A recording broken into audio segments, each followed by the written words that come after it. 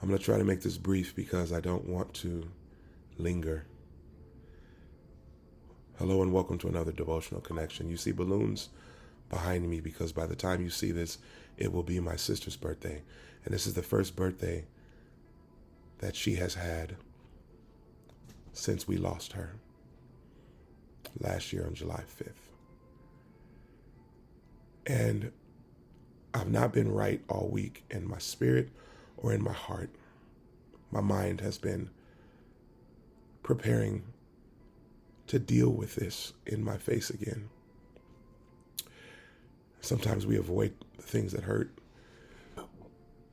but I realize that I've been kind of just drifting for a second as I've been reeling from the pain, the grief, the sorrow, the loss. No one can tell you how to grieve, but grief comes to us all. It is a journey common to all. And you have to walk your personal path in it. And there's no single right way to grieve. Loss is not limited to the death of loved ones. Sometimes we lose connections. Sometimes those dealing with divorce have suffered something that they feel like is a loss of life. Part of you has been ripped away. And when you suffer loss after loss after loss, 7 dead in 7 years in my family, amongst other losses that have come up. It's been painful. It's been hurtful. And no matter how much you try to walk through the journey, you're just not the same.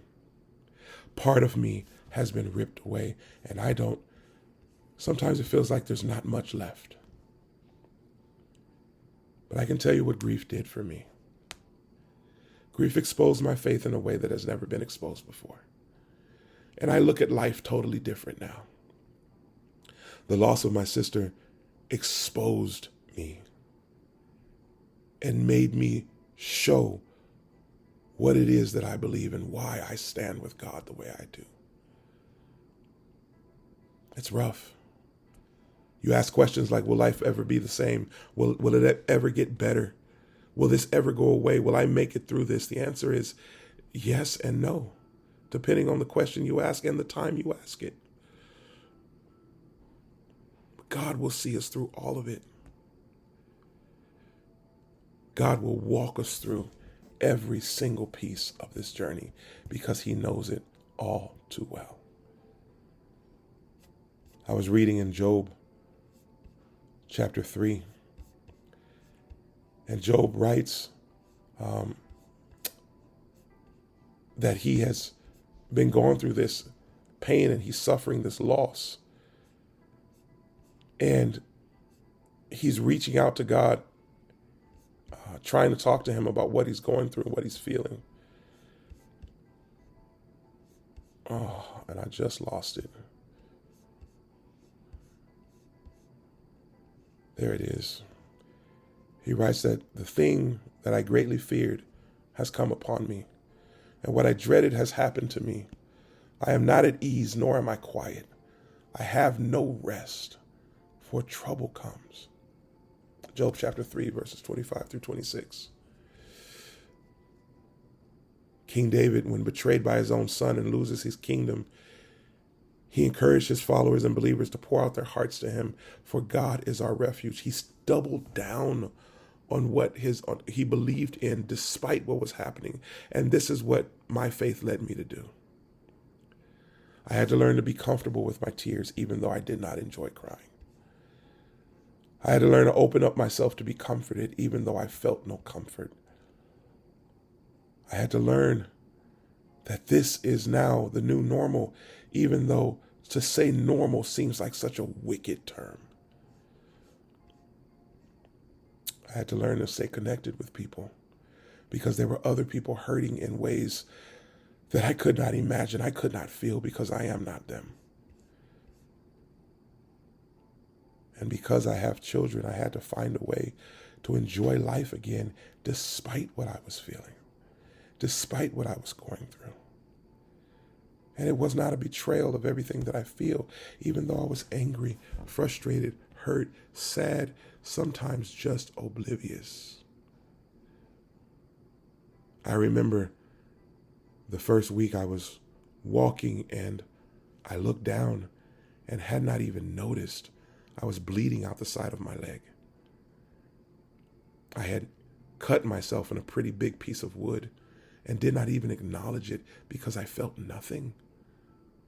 My heart felt nothing. My body felt no pain. I remember looking down and going, I should probably clean that up, or somebody's going to think something's wrong with me. And I poured alcohol right on an open wound and didn't even flinch. I felt nothing. And it took a little bit for me to learn to settle down and feel again, to smile again. And tomorrow, with my family, we're going to acknowledge the life of someone who meant the world to us. And we're going to pray to the one who can return her to us. It's okay to grieve. God understands. It's okay to cry. He understands. And it's okay to be angry and frustrated. He understands. But it is not okay. It is not okay to give up, to lose heart, and to lose hope. If I know one thing about God, and there are many things that I can bank on, count on, trust, but if I was going to bank on one thing, and one thing alone, it would be that he's a God of his word. He is a God of his word. He doesn't break it for anyone or anybody, not even himself. And when he says, I will restore, I will fix, I will put it back together, I'm going to prepare a place for you that where I am, you may be also. He means it. And when he says, I'm coming back for you, he means it. And when he says the dead in Christ shall rise first, that's exactly what he means. And when he says we will be caught up in the air with them, that's exactly what it means. And when he says he's going to take us home, and we will be there with him for 1,000 years before he comes back to finish off sin, hell, death, and the grave for the last time, and rebuild earth and paradise and live here with us. And then there will be no more pain, no more sorrow, no more tears, no more death, no more night. Then we will be in eternity with him. That's exactly what's going to happen. And I fully expect to see my sister and my loved ones again. And I fully expect that everything that he has for us will make this place, this pain, this sorrow pale in comparison to the joy on the other side. We serve a mighty God. It's okay to feel, but don't let it dilute you from who he is. He is the God of life. He is angry at death, and he is going to put it down for the final time. All of us who grieve, grieve with hope, grieve with joy. God will see us through. Talk to you again soon.